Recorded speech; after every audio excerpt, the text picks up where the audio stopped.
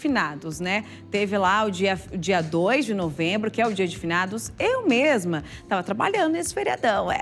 Repórter rala, viu? E eu estava lá no cemitério, eu conversei com muitas pessoas que ainda vivem a dor do luto. E assim, às vezes o ente querido faleceu há anos e parece que a pessoa não consegue se reerguer. E é por isso que a gente precisa falar dessa importância de fechar um ciclo, o ciclo do luto, para a vida entrar em movimento novamente. Mas quem vai falar disso pra gente é um especialista. É isso mesmo. Quem está aqui com a gente é o terapeuta Ney Silva. Muito bem-vindo. Boa tarde. Muito boa tarde. Prazer enorme estar aqui com você. É um prazer é meu. Eu sei que você já é de casa, mas a gente vem com um assunto até, vamos dizer, mais pesado, não sei, porque para muitas pessoas ainda o luto ainda é um fardo, né? Como que você enxerga por aí os pacientes que você atende? Realmente são pessoas que carregam esse peso nas costas e no coração mesmo, né?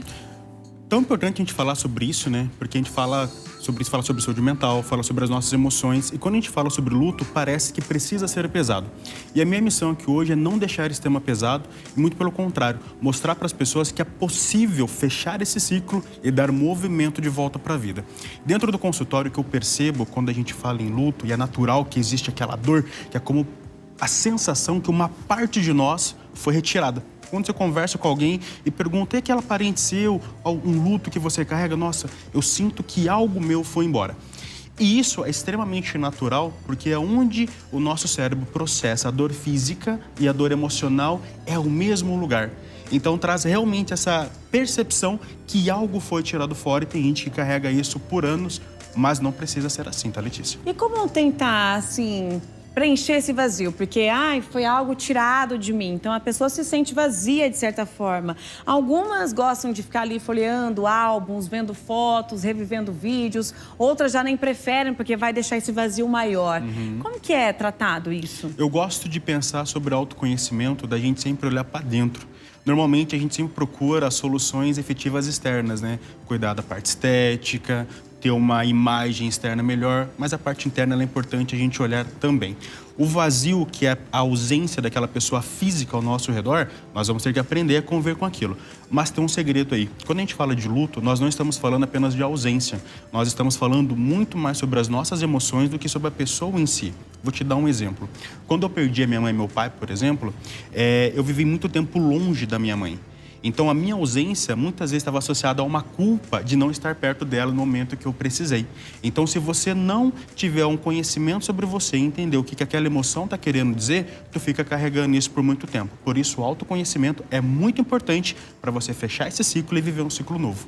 Tá, a gente está com o nosso WhatsApp aí à disposição para o pessoal participar e realmente o pessoal já está participando. É um assunto até recente por conta do fim de semana, Sim. Como eu disse, né? Mas assim, antes da gente falar como a pessoa pode fechar esse ciclo, vamos falar das pessoas fora, né? Que estão vendo a pessoa viver aquele momento e às vezes não sabe como reagir. Tem gente que, não, vai ficar tudo bem, vai passar, você vai encontrar ela no céu, ou, para com isso, assim... Como que a gente reage com uma pessoa? Porque dizer que vai ficar tudo bem, a pessoa não tá bem. Sim. Dizer que, depois você encontra no céu, não sabe? Como que a gente de fora vê aquela pessoa vivendo aquele luto por muito tempo, como a gente pode reagir? Legal. Independente se é luto, se é uma pessoa que está em depressão, se é uma pessoa que está tendo algum tipo de crise. A melhor maneira de você lidar com uma situação dessa é literalmente tendo empatia. E empatia, muitas vezes, é você estar do lado da pessoa, olhar para ela com genuinidade e falar assim, eu não sei pelo que você está passando, mas eu estou aqui porque você precisar, e dar um abraço. Nesses momentos, a gente não precisa falar as coisas. E o maior erro que a gente comete é tentar ajudar alguém que está nesse cenário, porque ela está sofrendo. E quando você fala para ela que vai ficar tudo bem, que ela vai encontrar alguém no céu, ela se sente julgada e não acolhida. O que nós devemos fazer é acolher as pessoas. Um abraço ou simplesmente estar ali do lado, para que ela se sinta acolhida, protegida, abraçada. E isso, com certeza, ajuda muito.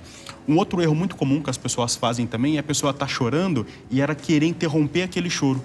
Não sei se você sabe, se a plateia também sabe, mas o choro, ele tem 3 conjuntos químicos que ele libera algo que ele faz com que seja analgésico o choro.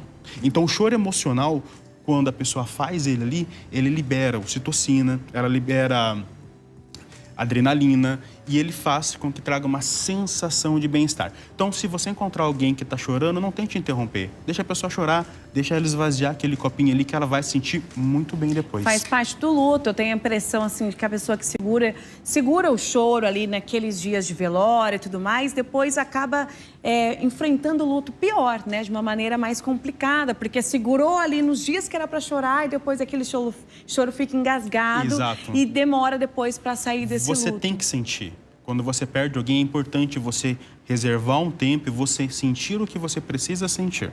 Se tiver que chorar, chore. Se tiver que olhar a foto, olhe a foto. Mas se der um prazo, vou chorar X tempo.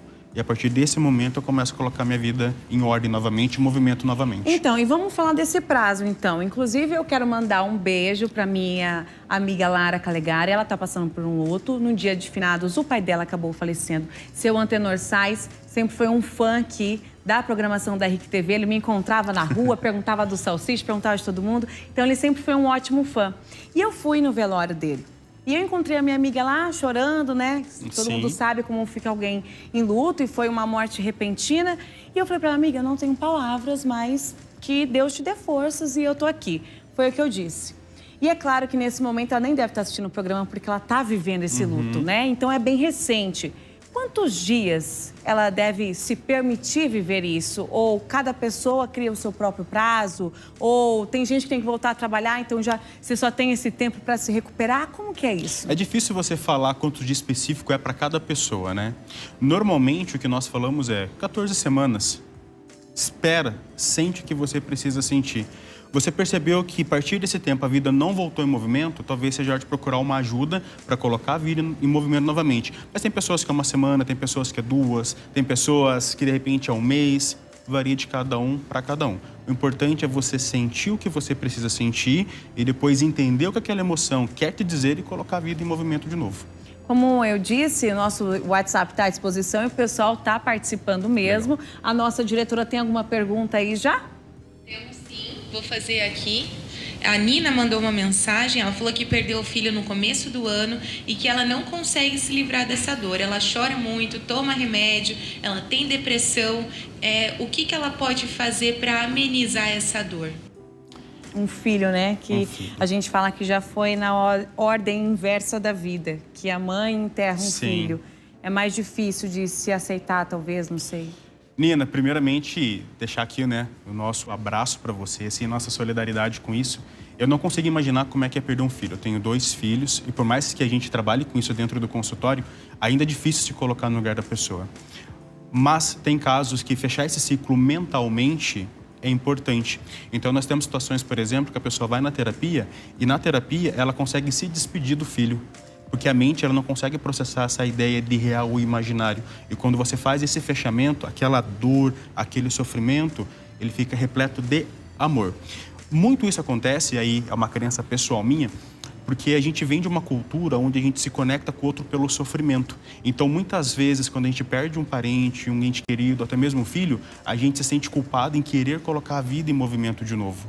Porque a gente sempre vai se conectar com outra pessoa pela dor. E um convite que eu faço para a Nina e para outras pessoas é que, de repente, pegue uma lista, pegue um caderninho e comece a anotar as coisas boas. Comece a anotar memórias boas, memórias positivas, momentos que foram marcantes, para que você force a sua mente a olhar para aquilo como algo positivo e que você não precisa estar associado à dor. E uma outra pergunta que talvez eu falaria para a Nina e para ela refletir, se o filho dela estivesse aqui hoje, ele queria uma mãe doente, uma mãe em sofrimento ou uma mãe vivendo a vida? Provavelmente a resposta seria uma mãe em movimento. Então não precisa, Nina, se sentir culpada de querer pôr a vida em movimento de volta. Isso é importante e com certeza, de onde o filho estiver, ele vai ficar muito feliz em ter uma mãe inteira e não uma mãe em sofrimento. É isso, muita força para ela nesse momento. A gente está aqui, é claro, no apoio, né? Contando que você volte a viver com a alegria da vida. A vida tem coisas boas. Sim. E a gente estava até agora falando sobre o pré, né? O pré-fechamento de ciclo, as pessoas de fora o que podiam fazer. Agora você já deu uma dica para quem está vivendo ainda o luto, o que pode ser feito para fechar esse ciclo. Mas tem mais pessoas que estão com dúvidas e por isso a Kelly, nossa diretora, vai trazer mais uma pergunta, né, Kelly? Isso mesmo, a Gislaine está participando aqui, falou que está viúva há 1 ano e 4 meses e parece que foi ontem. Foi algo bem traumático, pois o marido dormiu e não acordou mais. Às vezes ela se sente culpada de não estar ao lado dele, de não ter feito algo a mais, e o buraco ainda é grande, né? Ela falou assim que ela tem se apoiado muito com pessoas que têm passado pelo mesmo problema na igreja, então ela se apegou muito a Deus. E aí ela falou que se afastou do passado e hoje ela está em um novo estado. Você viu aí que ela teve alguma rede de apoio, né? Que isso pode ser transformador também. Pode, extremamente importante ter isso. E eu faço um convite à Gislaine, né? Para, além de se fortalecer espiritualmente, que é com certeza muito importante, trocar um pouco o próprio ambiente que está. Conseguir acolhimento dentro de um grupo de pessoas que estava passando pelo mesmo que eu. Se permitir agora conhecer outros grupos, porque a gente tem algo que a gente chama de viés de confirmação. Se eu estou olhando sempre para a mesma coisa, eu sempre vou me conectar com aquela situação e sempre vou encontrar situações ou falas que corroborem com aquilo que eu estou sentindo. Então, de repente, começar a encontrar um grupo de amigas, ir, de repente, em algumas imersões, locais onde ela possa estudar, se desenvolver, e isso vai alimentando outro potinho dela ali de bem-estar com a vida, autoestima, colocando a vida em movimento de volta. Como a gente disse, a vida é muito bonita, né? Se a gente olhar para as certeza. coisas positivas. Então, tem muita coisa ainda para descobrir, né? E de forma rápida, uma resposta rápida agora. Porque a gente falou aí de uma mãe que perdeu um filho, ela também que já está passando por um luto, né? Há mais de um ano. E o certo seria se desfazer das coisas? Por exemplo, se a mãe já tem um quartinho do filho, se desfaz daqueles pertences, guarda. Tem gente que fala que queima, faz tipo de um ritual de despedida. O que é o ideal?